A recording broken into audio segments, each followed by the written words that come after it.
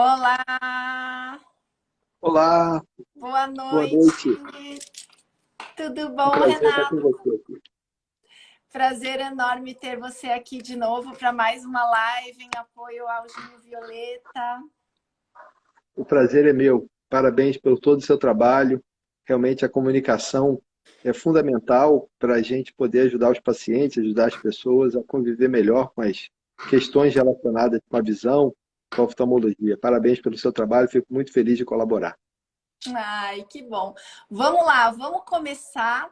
Em primeiro lugar, Renato, o que é o ceratocone? Para o pessoal que está chegando, para quem ainda não teve contato com essa doença, explica um pouquinho. Ceratocone é uma doença da córnea, que é a janela transparente que a gente tem no olho. Então a córnea vai ficar mais fina e mais protrusa. O ceratocone acontece por uma alteração estrutural da córnea, a gente chama de uma falência biomecânica. Essa falência biomecânica tem uma relação muito grande com a estrutura da córnea inata, vamos dizer assim, que o paciente nasce, que a pessoa nasce com ela, e com o ambiente. E a questão do ambiente, o hábito de coçar os olhos disparado é um dos fatores mais importantes para o desenvolvimento e o agravamento da doença. Sim, e o que tem a ver o hábito de coçar os olhos com ceratocone? Quando o paciente coça os olhos, e muitas vezes a vontade de coçar os olhos está associada a uma alergia, as duas coisas juntas podem enfraquecer a córnea. E esse enfraquecimento da córnea, de acordo com a predisposição individual que cada paciente tem, vai determinar um momento que a córnea vai ficar instável. E a córnea começa a fazer uma protrusão que tem relação com afinamento também. Então, é falência estrutural, afinamento, protrusão. E essa protrusão, a córnea fica irregular.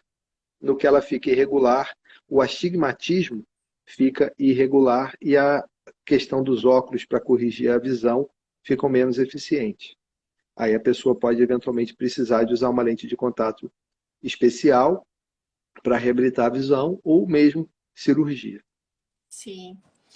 E Então a gente vai falar um pouquinho da campanha Junho Violeta. O que te motivou Qual foi o motivo de você ter esse insight, ter essa ideia de criar uma campanha de conscientização para o ceratocone? Então, a gente percebeu que no dia a dia, né, eu sempre percebi que a falta de orientação e o desconhecimento podem fazer o paciente sofrer mais do que a própria doença. Tipicamente é um jovem que tem o diagnóstico de ceratocone e esse diagnóstico de ceratocone afeta muito a qualidade de vida das pessoas.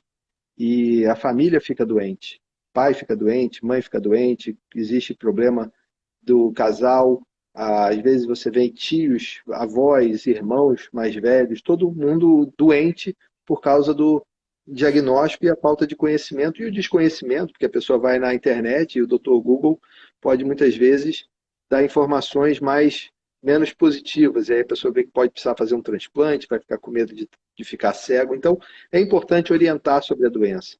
E uma das outras questões que a gente considera muito importante é que a gente hoje tem muita opção. E essas opções, o paciente precisa entender sobre o tratamento para poder fazer o tratamento adequado, para poder escolher e tomar a decisão sobre o que pode, o que precisa, o que deve ser feito. Sim. Então, essa campanha Junho Violeta, ela tem justamente esse objetivo de informar e principalmente de uma forma bem simples aqui explicando para vocês, de fazer com que de uma vez por todas entre na cabeça do ser vivente que está aqui nos ouvindo, que você não pode coçar os seus olhos. Você não pode. Esse hábito é terminantemente proibido. E por diversas razões que a gente vai falar aqui nessa live, a gente vai explicar exatamente o que acontece, qual que é a realidade de um paciente que tem ceratocone.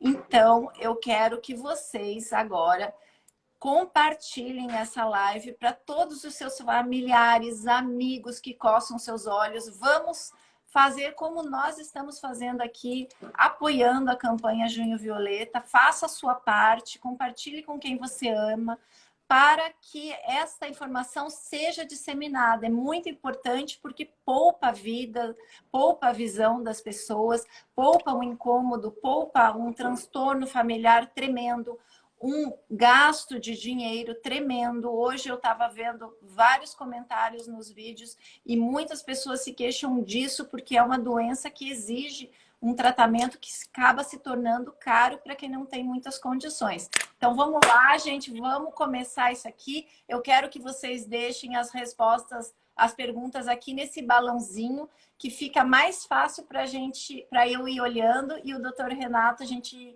ir organizando aqui como que ele vai responder. Renato,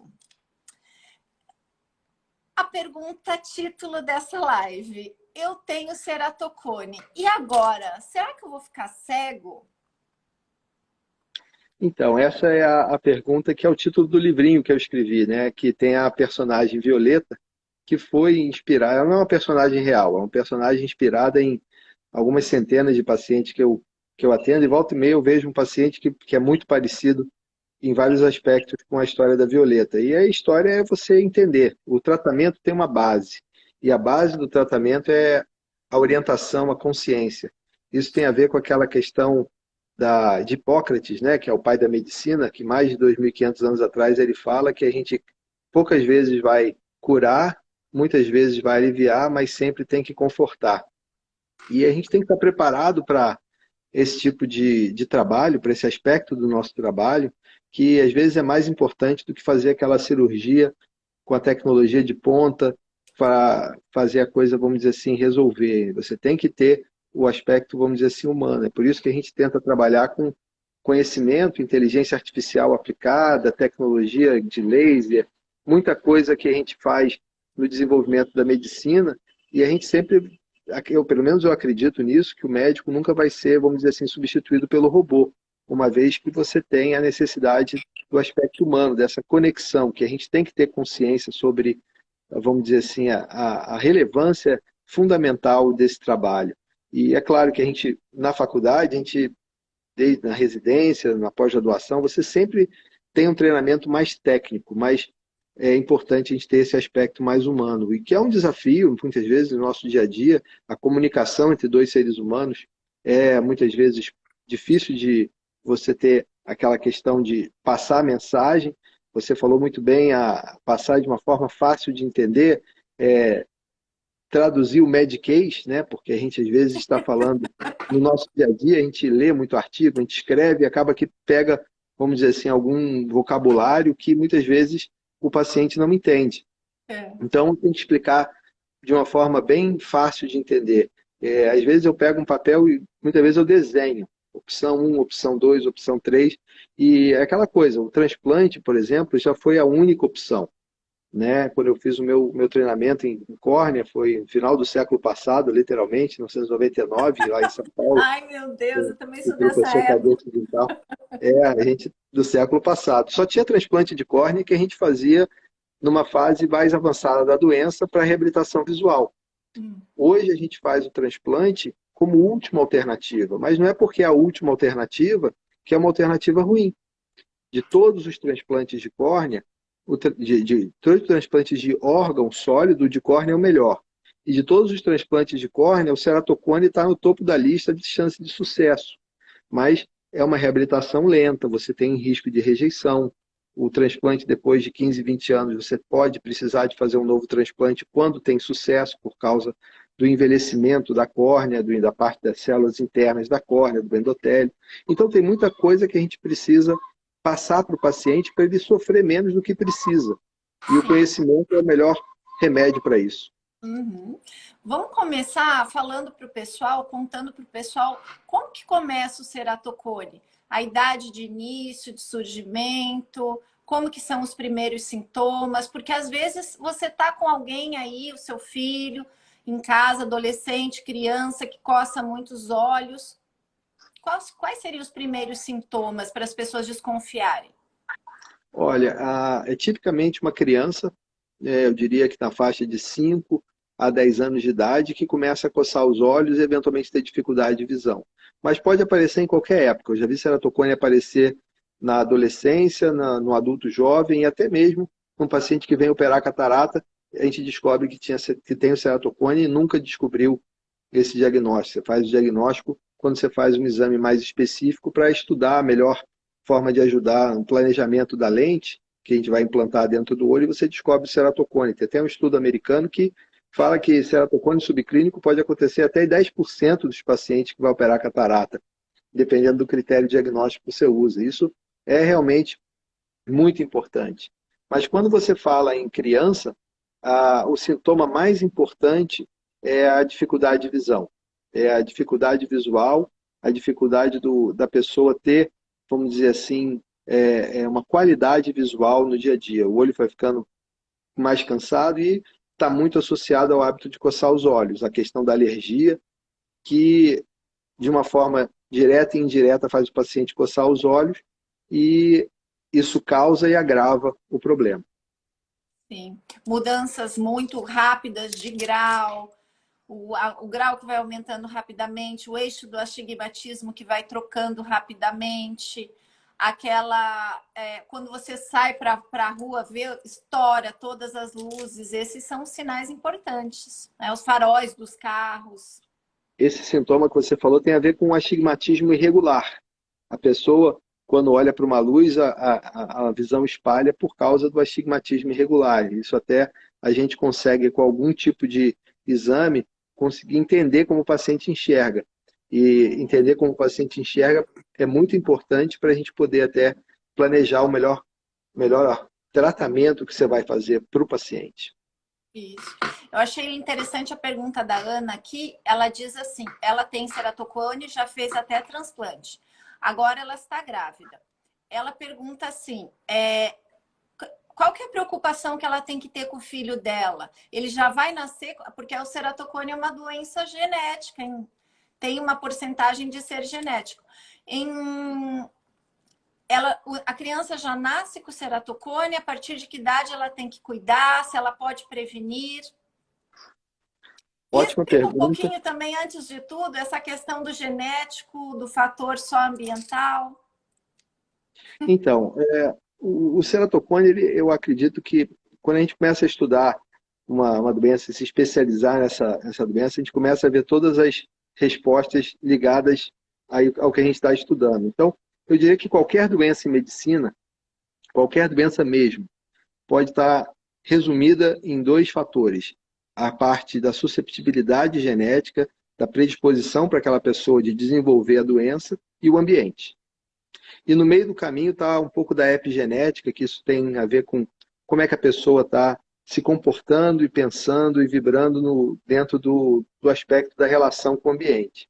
Mas entendendo que você tem genética e ambiente, a forma mais importante que ela tem que entender é não deixar o filhinho dela coçar o olho, ou a filha dela coçar o olho. Isso talvez seja a mensagem mais importante. Isso às vezes eu falo 2, 3 vezes por dia. Você pode não entender nada do que eu falei, mas se você entender que não pode coçar o olho, eu falo para o paciente, isso já valeu a pena a sua consulta aqui, porque coçar o olho agrava e causa o problema. E isso não é a mesma coisa.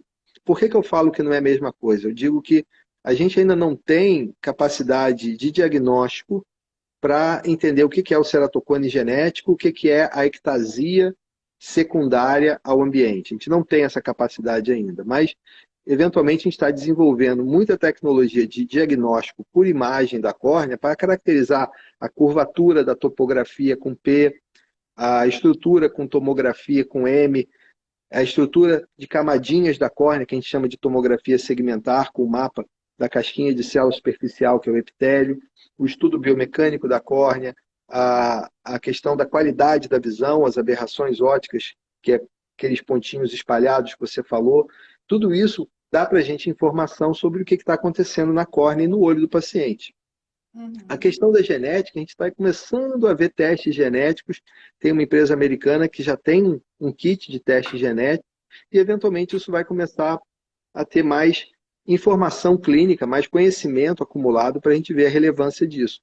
Mas, independente, se você tem uma predisposição maior ou menor para ter o ceratocone, não coçar os olhos é importante.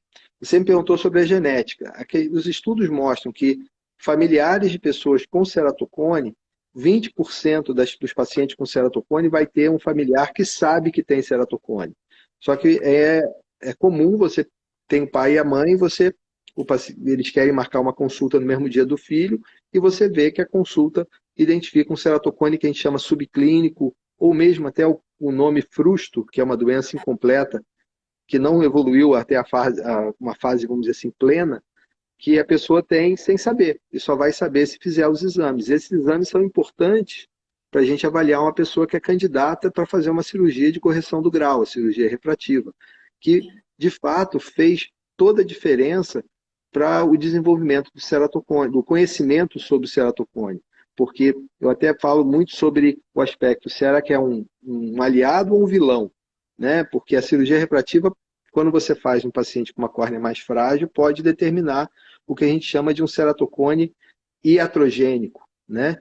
Acelerar um ceratocone que eventualmente estaria subclínico estável, aquela córnea vai e desenvolve um ceratocone. Então, a cirurgia refrativa pode causar esse problema, mas todo o desenvolvimento de conhecimento para a gente poder evitar essa complicação traz para a gente muita ferramenta para ajudar os pacientes com ceratocone. Então, realmente, é muito mais aliado do que vilão. E quando você bota a questão de fazer o conhecimento, criar conhecimento para ajudar o paciente, esse é um dos maiores exemplos que uma cirurgia opcional eletiva vai ajudar os pacientes com doença para fazer o que a gente chama do conceito do procedimento terapêutico.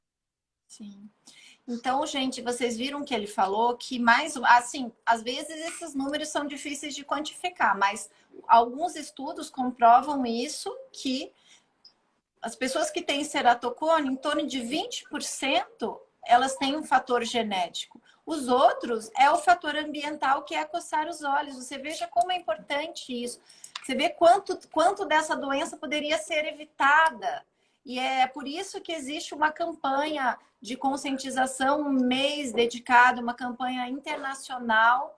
Mas, lógico, nós estamos aqui sempre frisando, batendo na tecla para que esse hábito de coçar os olhos seja veementemente vetado da vida das pessoas. Agora, então, se mais uma razão aqui, se você conhece alguém que coça os olhos, compartilha, gente. Vamos compartilhando aqui que a oportunidade é única hoje. E o papo está muito bom e a gente fugiu da pergunta.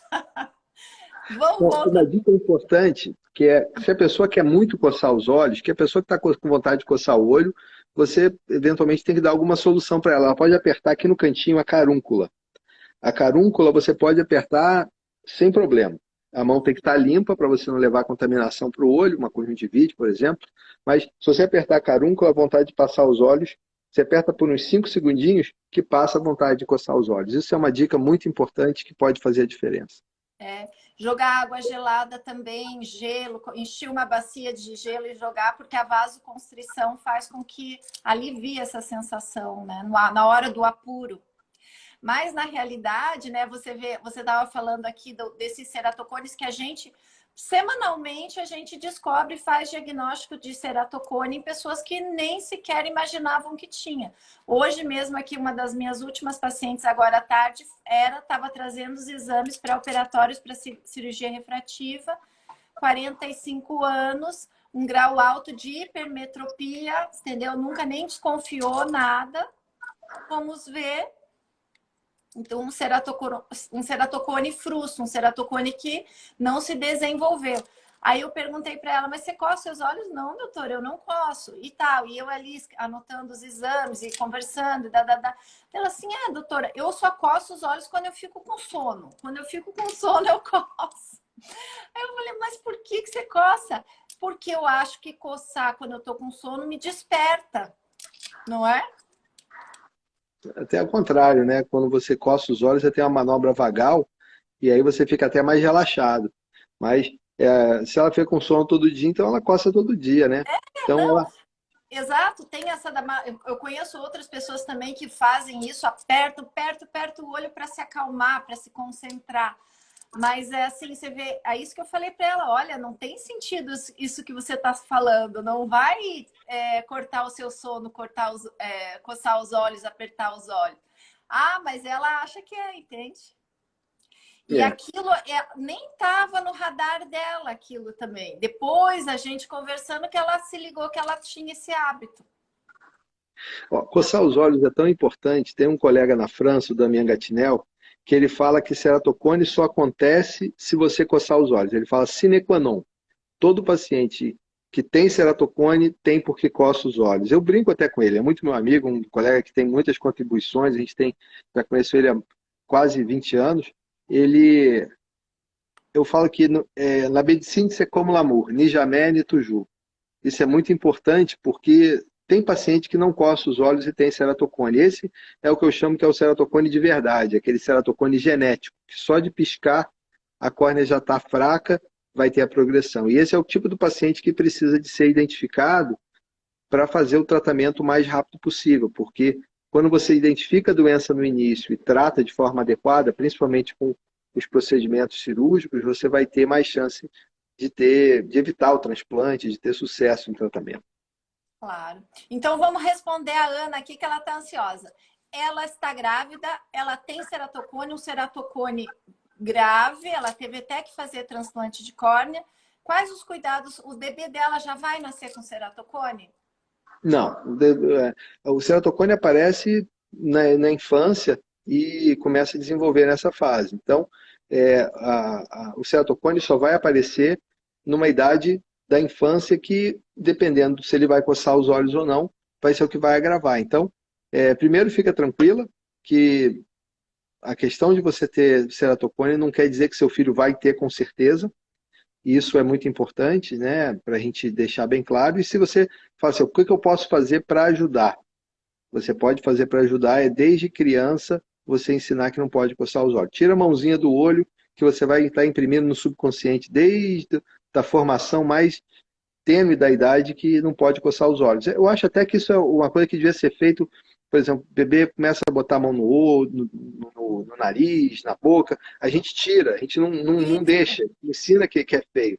Tem que virar cultura popular que coçar os olhos é falta de educação, faz mal para a saúde, é ruim, é feio, e aí a gente vai eventualmente estar ajudando muito no agravamento do problema. E vai ter muito menos ceratocone e isso pode ajudar o mundo a ser melhor. É assim que a gente pensa. Isso que eu falo para os meus pacientes. É tão condenado é como se você estivesse enfiando o dedo no nariz aqui na minha frente.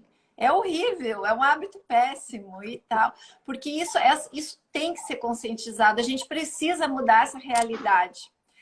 Olha só, a pergunta da Daniele, que é uma pergunta que eu recebo bastante, eu acho que vai ajudar bastante gente com essa resposta. A filha estava com uma suspeita de ceratocone, porque ela tinha um astigmatismo.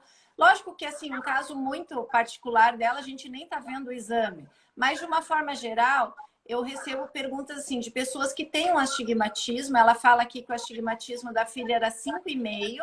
Ela fez o Pentacam, um astigmatismo regular simétrico. Ela pode ter o perigo de virar ceratocone? Qualquer pessoa tem. Se coçar muito os olhos, vai chegar no ponto que vai quebrar aquela estrutura biomecânica e vai ter o ceratocone. Mas, geralmente, quem tem astigmatismo alto tem o que a gente chama de ceratocone suspeito.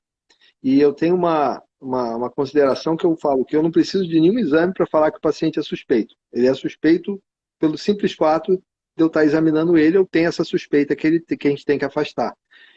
Por isso, por exemplo, um candidato à cirurgia refrativa. Mas o diagnóstico, você tem dois aspectos, a sensibilidade e a especificidade. Isso é um pouco de matéria de medicina básica, mas é importante que as pessoas entendam sobre isso. O que é um falso positivo? É quando o diagnóstico do exame dá positivo e, na verdade, você não tem a doença. Então, é um falso positivo. E quando você melhora no diagnóstico, você melhora no tipo de exame, você vai aumentar a acurácia, você vai aumentar a chance de você acertar. Então, muitos pacientes que têm o diagnóstico de ceratocone, por anos, na verdade não tem. A gente vê isso com uma certa frequência.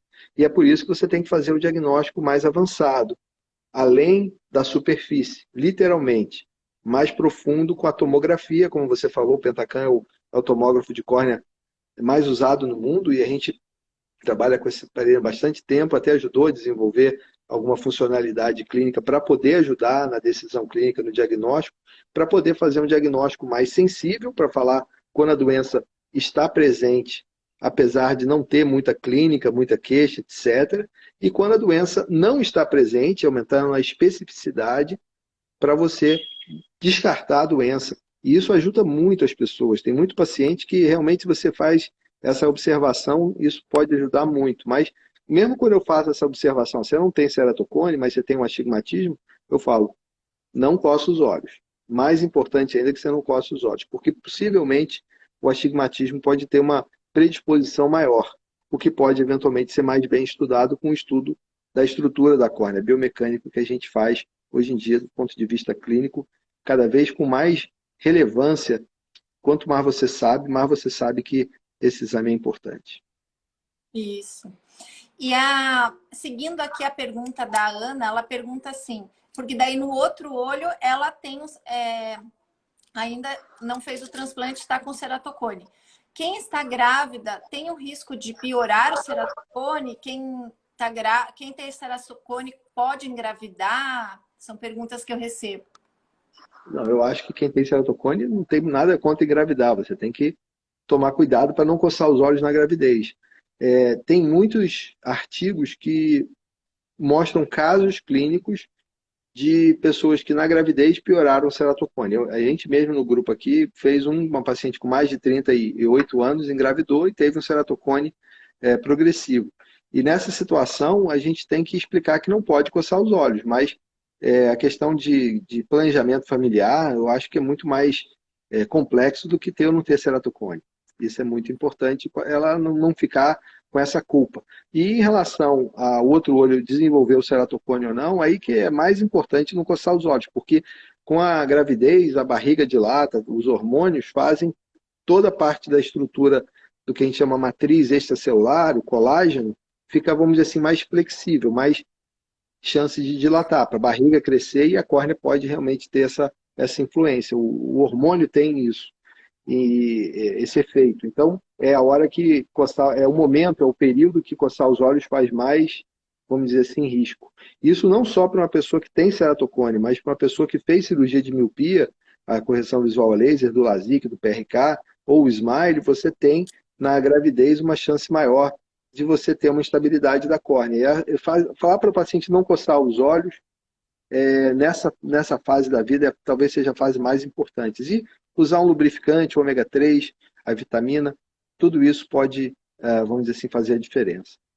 Sim, excelente. Nós temos milhares de perguntas aqui. A gente vai tentando fazer, eu vou fazer as perguntas mais aleatórias aqui, ó. Vamos lá. Computador faz mal para quem tem ceratocone? Faz mal porque pode aumentar a lágrima, fica menos boa, você fica com o olho ressecado e pode aumentar a vontade de coçar os olhos. Então, de novo, não é o computador que faz mal, é a vontade de coçar os olhos se você coçar. Então, lubrifica o olho, trata uma eventual alergia, que você vai ficar bem no computador. A fisioterapia oculomotora pode melhorar o ceratocone? Eu acho que a fisioterapia pode ajudar tudo, mas a gente tem que entender que a fisioterapia tem o seu papel, tem a sua relevância e tem o seu limite. Então, eu diria que a fisioterapia pode eventualmente ser benéfica, mas não excluiria uma necessidade de fazer uma avaliação com o médico, oftalmologista, especializado na doença, para poder orientar o que está acontecendo e eventualmente não perder oportunidade, porque é o que a gente eventualmente vê com uma certa tristeza quando o paciente fica aderido a essas terapias, vamos dizer assim, alternativas, e eventualmente perde a chance de tratar o que tem que tratar do ponto de vista médico. E é claro que a gente tem que ter bastante até humildade e reconhecer que essas terapias podem ajudar bastante de várias formas diferentes. Tem um paciente aqui que está perguntando assim, ele tem ceratocone grau 1 com 30 anos. Será que isso vai se estabilizar ou o que ele pode pensar do futuro dele? Com 30 anos, a chance do ceratocone progredir já começa a diminuir. Ela diminui mais ainda depois dos 40, mas tem paciente com 16 anos que eu acompanho dos 16 aos 36, pacientes mais antigos, com 15, 20 anos, que tem gente estável esse tempo todo. Agora, não coçar os olhos é importante. Então, a chance dele progredir diminuiu, e é por isso que eu gosto até de fazer os exames de forma mais, vamos dizer assim, completa, para dar ideia de prognóstico para o paciente. Ótimo. A Nath está perguntando assim, quando se tem hidropsia com cicatriz, visão com névoa, o transplante é a única solução? Não, tem alguns pacientes que, com essas situações, primeiro, a hidrópsia está totalmente associada a coçar muito. É quando você coça muito mesmo que você rompe a membraninha interna da córnea e o líquido dentro do olho entra dentro da córnea e a córnea fica muito inchada. E esse inchaço está associado a bastante inflamação, pode dar bastante dor, a pressão do olho pode subir e a gente tem que eventualmente estar tratando essa fase, vamos dizer assim, aguda e depois vendo o quanto de cicatriz que ficou para ver se tem alguma chance de fazer algum tipo de cirurgia. Você pode, muitas vezes, fazer o crosslinking nessa fase e ter algum resultado bom. Se a córnea, às vezes, tem um pouquinho de alteração, aquele monte de cicatriz com uma lente de contato rígida, bem adaptada, pode permitir uma visão excelente. Então, é importante ver cada caso e tentar fazer os tratamentos que pode ser tentado antes de você ir para o transplante. O transplante sempre é a última solução para mim. Eu gosto muito do conceito de cirurgia heróica. Eu falo, se fosse o olho de um parente meu, o meu olho, eu ia querer tentar fazer alguma coisa antes do transplante. São pouquíssimas as vezes que eu falo, olha, no seu caso a córnea está muito, muito fina, realmente não dá para tentar muita coisa. Mas hoje em dia a gente tem eventualmente chance e recurso para tentar praticamente em todos os casos, com algumas pequenas exceções. Com certeza. O José ele pergunta assim: ele adora fazer academia, gosta de pegar muito peso, mas ele tem medo de que, porque a córnea dele já está muito fina, possa se romper de fazer muita força.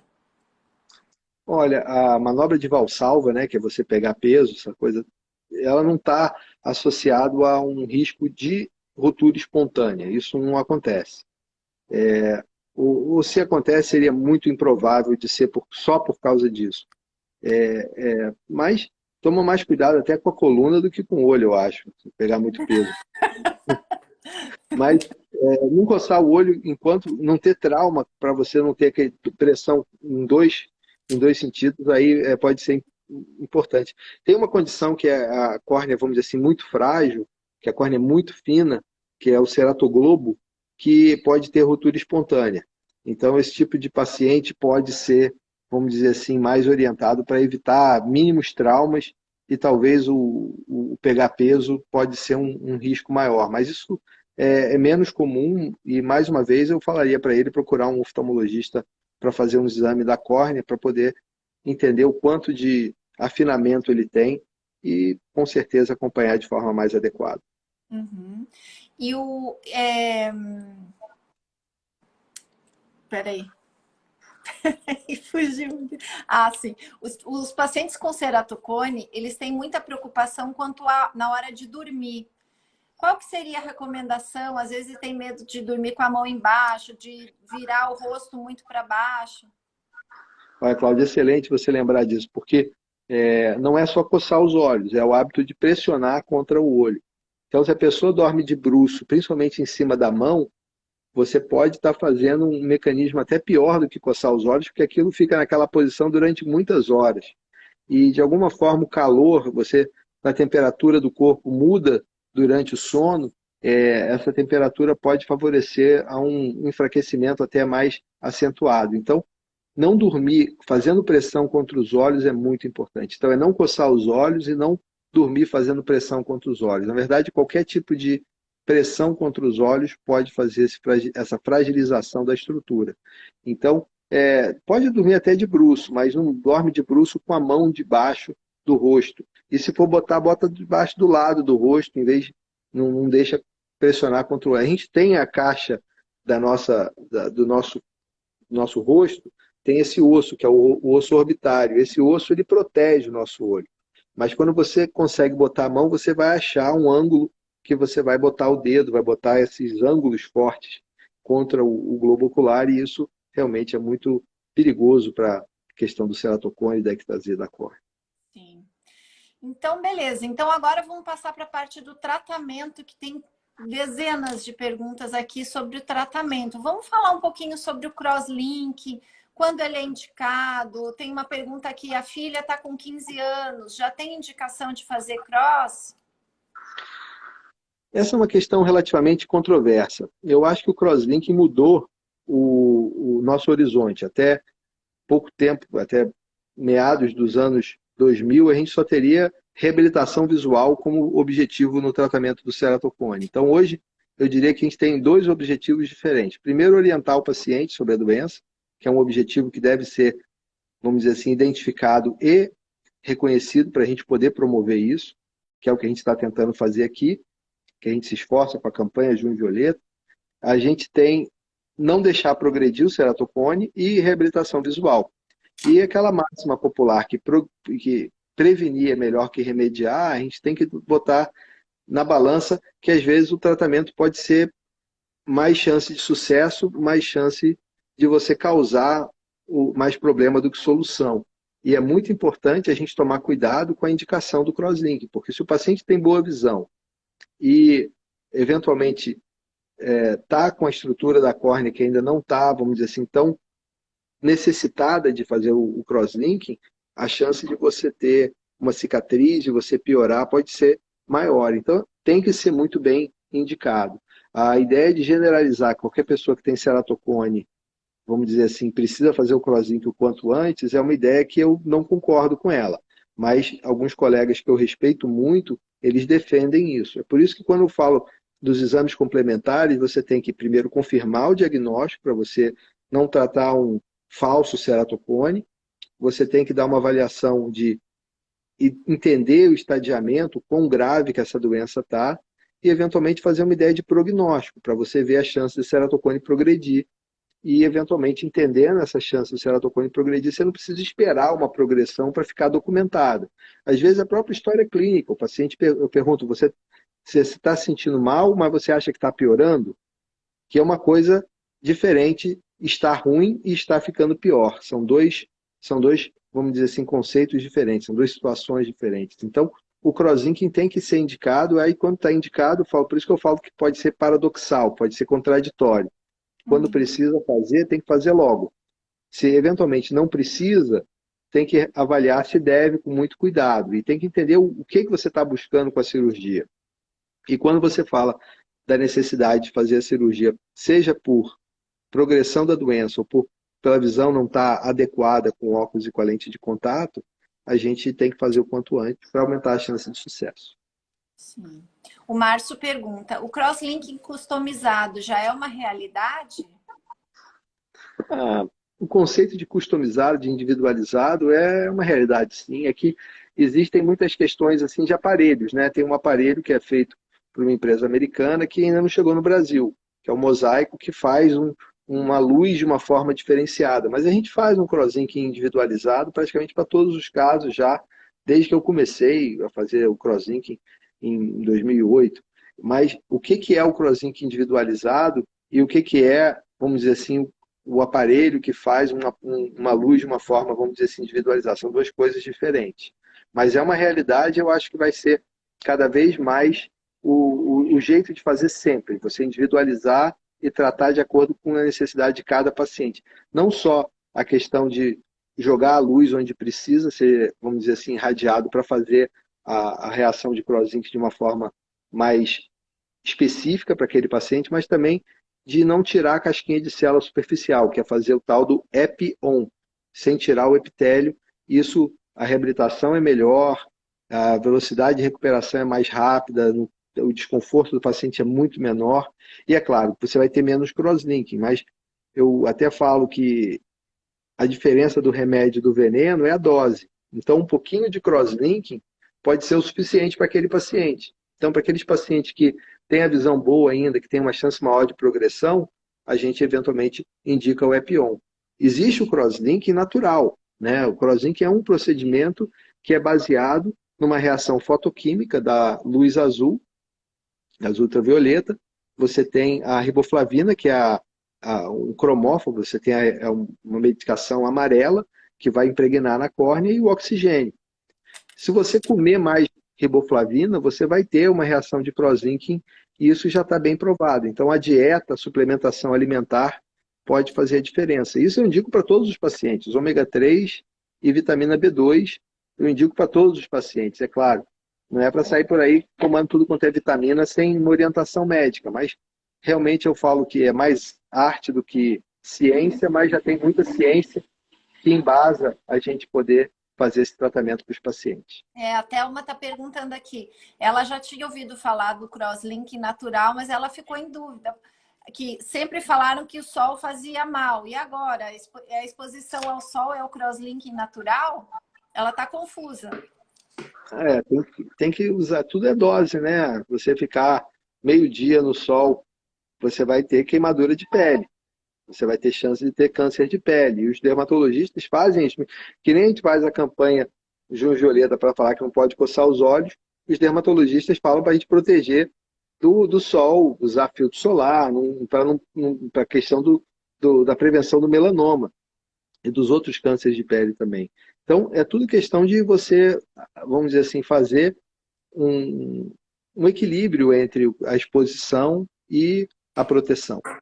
Uhum. Nós temos várias perguntas aqui também sobre o anel intraestromal. Qual que é o benefício do anel? O anel estabiliza o ceratocone? Qual é a função? Então, o anel é um trabalho original, uma contribuição fantástica do nosso amigo Paulo Ferrara, de Belo Horizonte, Dr. Paulo, professor Paulo Ferrara, que trabalhou com desenvolvimento do anel desde que ele estava, vamos dizer assim, no início da carreira dele. E o anel, ele, na verdade, não é um anel, é um segmento de anel. Hoje a gente está começando a colocar o que a gente chama de anel de arco longo, que são segmentos mais longos que a gente usa para regularizar a córnea.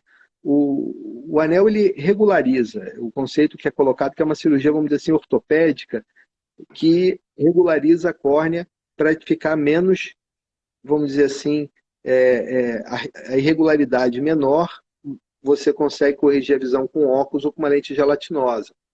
E às vezes até você tem resultado do anel que o paciente começa a enxergar bem até sem óculos mesmo. Mas o objetivo do anel não é ficar sem óculos e o objetivo do anel não é estabilizar a doença. É claro que se o paciente bota o anel e não coça, a chance dele progredir é muito pequena. Mas o objetivo primário do anel é regularizar a córnea. É como se você tivesse dois comandos no seu carro que está descendo a ladeira. Um é o freio de mão e o outro é a marcha ré. O anel é a marcha ré. É para você regularizar a córnea. E o freio de mão é para parar de descer, para parar de piorar. E as Gostei duas dessa. coisas. Essa é uma metáfora. Eu uso muita metáfora. Às vezes, minha esposa, por exemplo, não gosta muito das minhas metáforas, não, mas eu gosto. Eu insisto que eu acho que elas são didáticas para a gente poder explicar sobre as coisas. Mas a questão da explicação é que muitas vezes você puxando o freio de mão, você consegue um pouco de efeito de marcha ré. O crosslink, em 20% dos casos, você tem um aplanamento muito, muito bom, que ajuda a paciente até a enxergar melhor sem óculos. Quando você faz o anel, você tem 80% dos pacientes que não tem progressão. Isso é um trabalho muito bem feito de um amigo, um colega do Rio Grande do Sul, do Sérgio Kiwitko, que, seguindo esses pacientes, vê que os pacientes não têm progressão. Agora, não é porque existe progressão pós-crosslinking também. E todas as vezes que você começa a estudar isso, volta para aquela coisa que a gente estava falando no início. Quem progride depois do anel é quem coça o olho. Quem progride depois de um crosslinking é quem coça muito o olho. E não é só também, e isso volta para aquela história. Uma coisa que o anel faz, hoje eu vi um paciente que ele reportou isso de uma forma bem interessante, que é, doutor, agora não dá mais para coçar o olho. Eu falei, por que não?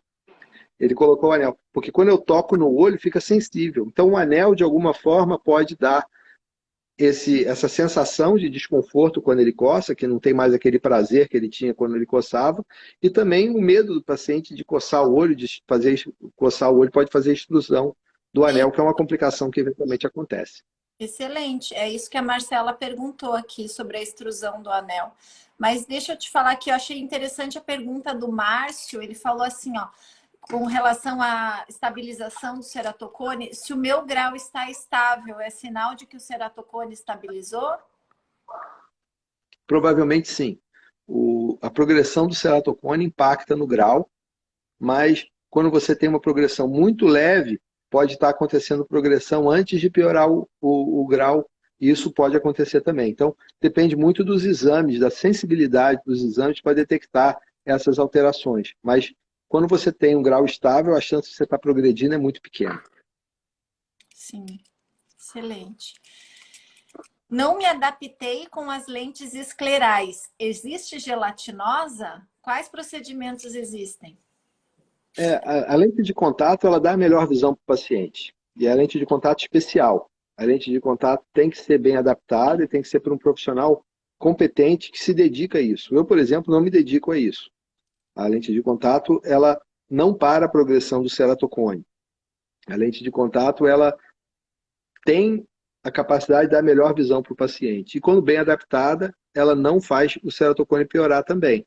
Mas, eventualmente, quando mal adaptada, isso foi consenso mundial, faz parte do consenso que a gente fez em 2014, que publicou em 2015, liderado pelo nosso colega e amigo José Álvaro de São Paulo, esse trabalho colocou os especialistas para fazer consenso e, eventualmente, achar os pontos que não temos consenso, que a gente precisa estudar mais. Mas uma questão da lente de contato que ficou bem marcada é que ela não para a progressão do ceratocone, mas pode, eventualmente, até fazer piorar se ela estiver menos bem adaptada. Até tem uma linha lá que coloca que se você tem uma boa visão com óculos e tem ceratocone, o uso da lente de contato por motivo cosmético tem que ser considerado com muito cuidado. Isso é Ai, importante. uhum. Mas, quando não adaptou a lente escleral, a gente fala às vezes que pode tentar a lente corneana, aquela lente que. E a lente gelatinosa, geralmente para o ceratocone, não tem uma eficácia muito grande, porque ela não vai ter a regularização que o paciente precisa. Mas é muito comum o paciente tentar a lente escleral e não conseguir, e conseguir uma lente corneana. Então, é importante no profissional que tem experiência, que tem os recursos das lentes mais modernas para poder eventualmente adaptar. E muitas vezes a não adaptação está ligada à disfunção da lágrima. E essa disfunção da lágrima pode ser otimizada com tratamento da superfície, tudo isso pode fazer a diferença. Eu trabalho muito com lentes, tenho muitos pacientes com ceratocone, faço muita adaptação de lentes. Eu acho, Nan, que talvez o teu caso, mas assim, a pergunta dela, se ela já. A grande maioria, a gente faz uma trilha, a gente começa pela lente corneana e depois, nos casos mais graves, vai para escleral. Talvez não seja o caso dela, mas a grande maioria dos pacientes é assim. E aí, se você já estava no nível de usar a lente escleral, você não vai ter melhoria de visão com a lente gelatinosa. Essa é uma dúvida bem frequente também. Muitos pacientes pensam, eu tenho ceratocone, eu posso usar gelatinosa? Existe gelatinosa para ceratocone? Existe, mas para ceratocones muito iniciais. Porque se você já tem uma curvatura mais avançada, como a gente sabe, a córnea é uma lente do olho muito importante. Se ela está distorcida, ela já não confere boa visão. Então, ela vai precisar que a lente mais enrijecida molde ela novamente, dê um aspecto mais harmônico para que você tenha boa visão. Então, se você já tem um ceratocone super avançado, primeiro que não vai ter uma lente gelatinosa que vá abranger essa curvatura. E segundo, que se tiver, ela não vai dar uma boa visão. Então é Uma coisa difícil, que a gente espera mas muito não vale a pena é a tentar lente também. personalizada. A lente tem alguns tipos de software que já está linkando o tomógrafo com uma lente escleral. Isso, eventualmente, pode ser tentado para esses casos. Mas, muitas vezes, você vê esse ping-pong, passa de uma lente corneana para uma lente escleral e vice-versa, e é uma coisa que tem que testar e tem que tentar para ver como é que o paciente se adapta melhor. E, às vezes, a lágrima pode ser a chave para resolver tudo isso. É. E aí ela pergunta assim, talvez já seja a situação dela, né? Porque ela fala assim, ceratocone nível 4, o único procedimento é o transplante? Então, tem que avaliar muito bem a estrutura da córnea, a espessura, para ver se dá para fazer o anel ou o crosslinking. E eu gosto do conceito de fazer uma cirurgia, vamos dizer assim, heróica, de você tentar. É muito importante orientar o paciente sobre a chance de sucesso ser um pouco menor, mas tomar uma decisão junto com o paciente. São raros os casos que eu falo que não dá para tentar o anel, não dá para tentar o crosslink, quando a córnea está muito avançada. Mas há pouco tempo atrás eu colaborei com um caso de um paciente com ceratoglobo que tinha a córnea muito fina E o Rafezi, um colega da Suíça, ele fez o que a gente chama de sub-400. Quando a córnea é muito fina, ele faz um ajuste da energia da luz ultravioleta para fazer o crosslinking, vamos dizer assim, aí individualizado. E o resultado é interessante. A gente tem alguns casos já fazendo esse protocolo que o resultado é bom. Mas é importante você orientar o paciente sobre chance de sucesso e, eventualmente, tomar uma decisão bem consciente. Uma das coisas que a gente faz na campanha Junho Violeta é falar sobre a importância do paciente entender o problema para poder entender o que ele pode, o que ele precisa, o que ele deve fazer. Isso é fundamental. Sim, maravilhoso. O João perguntou assim, o que a gente deve esperar para o futuro? Será que um dia vai ter cura para o ceratocone? A gente cura poucas vezes, mas tem que aliviar sempre. Então, cura é um conceito, vamos dizer assim, complexo, porque quando você fala em cura, você parece o filme que eu leio para as minhas filhas, que você vai ficar bom para sempre. Então, você está curado. E isso, infelizmente, não existe. Né? O que a gente tem é muito desenvolvimento sobre ceratocone, e o que eu gostaria de ter é uma campanha evoluindo para prevenção com diagnóstico precoce. Uma pergunta, por exemplo, que a gente tem é qual a incidência de ceratocone no nosso meio?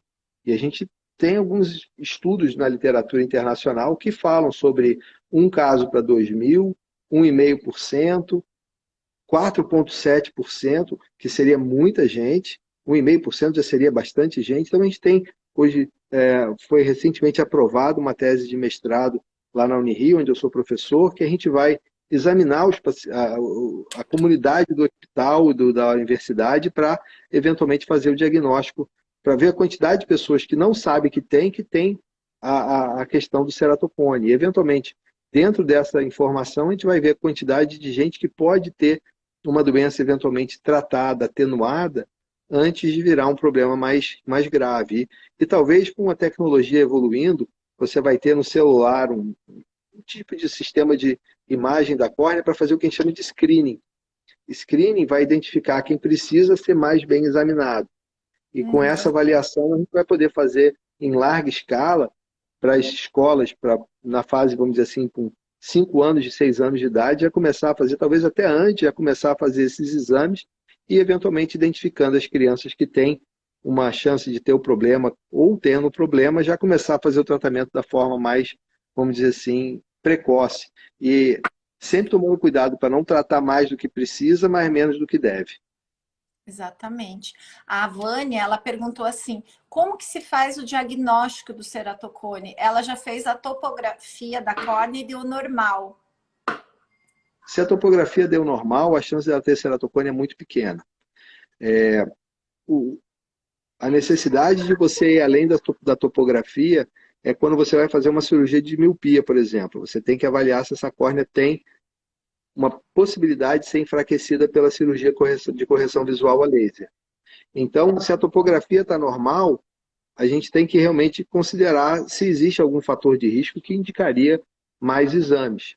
Quando você tem os exames disponíveis, é bom fazer o exame, mas, eventualmente, se você não tem o exame fácil, tem que botar literalmente na balança de custo-benefício para poder avaliar e acompanhar com a topografia, porque uma topografia normal não quer dizer que ela vai ficar normal para sempre. Repetir o exame cada 6 meses, cada 1 ano, dependendo da idade, o tempo de próximo exame é menor. Quanto mais jovem, mais próximo você tem que fazer o segundo exame para fazer a comparação. E é claro, o exame tem que ser bem feito, bem interpretado e bem analisado. Certo. A Iná está perguntando, fale sobre a vitamina B2. A vitamina B2 é uma vitamina que pode ser ingerida por boca, você pode tomar a vitamina B2 como suplemento. A gente fez um produto que chama B2N3, né? Você vai botar b2n3.com.br, pode comprar online, mas é um produto que ele ajuda na suplementação da vitamina, vamos dizer assim, B2 junto com o ômega 3. É uma vitamina que tem pouquíssimo efeito colateral, então a dose, vamos dizer assim, excessiva, você tem que tomar muita vitamina B2 para ter esse tipo de algum efeito colateral e é muito bem tolerada. Tendo dito isso, eu vou falar que você pode tomar vitamina sem uma orientação adequada do ponto de vista médico. Mas é muito importante a gente, eventualmente, entender que a vitamina B2 ela tem que ser parte de um contexto terapêutico. Você tem que ter uma estratégia de conhecimento por que você está tomando e, eventualmente, buscando uma avaliação clínica para você ver se esse efeito está sendo adequado ou não. É muito importante entender que, apesar de ter pouco efeito colateral, qualquer coisa que a automedicação tem que ser muito bem entendida como perigosa e, eventualmente, evitar sempre esse tipo de situação. Claro. É isso aí, gente. Estamos chegando ao fim. As perguntas não acabaram, mas estamos chegando ao fim do nosso tempo, da nossa live. Doutor Renato, me manda uma mensagem final aqui para o pessoal. Eu tô muito feliz hoje porque coincidiu com, com a nossa live o dia que o Cristo está ficando violeta. Né? Isso é literalmente um sonho que se tornou realidade ano passado, graças a um grande amigo, um colega, que é o doutor Almir Sabrosa, que é amigo do padre Omar, que é um dos padres que toma conta da paróquia. Eu estou muito feliz de passei agora vindo para casa, vi o Cristo Violeta. No passado a gente foi lá em cima e teve uma bênção lá do padre Omar, que foi um momento muito bacana. Então hoje eu vi de longe o Cristo Violeta, mostra que a campanha é uma campanha internacional. A gente pode ter começado a campanha, mas é uma campanha que duas vezes já, um colega da Argentina e um colega da Índia me falaram da campanha como se eu não o conhecesse. Você precisa Olha saber dessa só. campanha, já que você gosta de ceratocone. E eu fiquei feliz porque o negócio voltou para mim sem, vamos dizer assim, eles saberem que eu que eventualmente tinha começado. Mas a campanha é uma campanha de conscientização e o objetivo é você, com conhecimento, fazer um impacto positivo na vida das pessoas e, eventualmente, fazer uma diferença para ajudar, servir, que é o nosso objetivo sempre para evoluir. É lógico. E o pessoal é aquela coisa que você fala, que o conhecimento ele não deve ficar guardado com a gente. E isso pode ser até negativo. Se você sabe de alguma coisa e você retém aquilo para você, não é. Nós somos um só. Todos nós somos um. Então, nós temos que contribuir com o nosso próximo, com quem nós amamos, mesmo com pessoas que você não conhece. Então, eu quero convocar todo mundo que está aqui para disseminar essa informação, seguir lá o violetjun.com.br, é o Instagram, compartilhar as informações. E para os meus amigos oftalmos daqui, eu quero fazer um grande convite, porque amanhã tem uma outra live do Dr. Renato, muito bacana, a respeito da diagnose de ceratocone. E fala mais um pouquinho aí, Renato, sobre a live. Então, é um curso que a gente está fazendo, que vai ser lá no Hospital de Guarulhos, com o doutor Marcelo Lui, nosso amigo que realmente tem um curso, uma pós-graduação de verdade em ceratocone, e esse módulo diagnóstico não é só diagnóstico, é você falar de screening, que é identificar quem precisa ser mais bem avaliado, confirmar o diagnóstico, falar sobre prognóstico, sobre estadiamento, classificação da doença, falar sobre planejamento terapêutico, tudo isso são aplicações dos exames complementares que a gente tem, que a gente chama propedêutica multimodal, para poder ajudar o paciente a ter mais confiança, mais segurança, mais eficiência no diagnóstico. E é claro que o objetivo desse tipo de informação é para os colegas médicos, né? É um Zoom, é uma Keynote Live que a gente chama, que vai ser um Zoom que vai estar falando sobre o curso que a gente vai estar fazendo no dia 1º e no dia 2 de julho desse ano. Então, a ideia é tentar compartilhar conhecimento. Eu gostei muito do que você falou. Às vezes tem uma frase muito boa, não sei quem falou isso, mas se você tem alguma coisa importante para falar e não fala, isso é pior do que falar uma mentira. Então, agora que todo mundo está aqui, sabe que coçar os olhos faz mal, esse tipo de informação, eu até falo para os pacientes, se você vê alguém coçando o olho do seu lado na rua, você pode não conhecer, mas pede licença, pede desculpa, olha, não coça os olhos não, você está ajudando essa pessoa e isso tem que ser promovido. Se a gente passar essa informação para frente, o mundo vai ser melhor. Com certeza. Muito obrigada, pessoal, pela participação de todos. Obrigada, Renato, pelo seu tempo, pela colaboração incrível, conteúdo riquíssimo que você nos deu aqui. Essa live vai ficar gravada aqui no Instagram, vai ficar gravada no YouTube. E se você ainda pode compartilhar com seus familiares que não tiveram tempo de ver, de assistir. Se você ainda ficou com alguma dúvida, deixa aqui nos comentários que a gente vai depois lá responder. E quanto à live, eu vou deixar aqui o link também nos meus stories e o pessoal lá no teu Instagram também vai conseguir acessar? Com certeza, o pessoal lá da Grão, que é um pessoal bastante profissional que me ajuda aqui, que eu não sou muito bom de Instagram ainda. Estou aprendendo com você e com tanta gente que tenta me ensinar, mas eu acho que eu estou ficando menos jovem, você vai perdendo essa capacidade de aprender. Mas a ideia é tentar passar o máximo de divulgação desse nosso conteúdo fantástico que você tão bem conduziu. Muito obrigado pela sua grande colaboração e pelo seu trabalho de orientar as pessoas sobre oftalmologia. Parabéns. Obrigada, gente. Até a próxima. Um beijão. Boa noite. Tchau, tchau. Beijo. Tchau. Muito boa noite.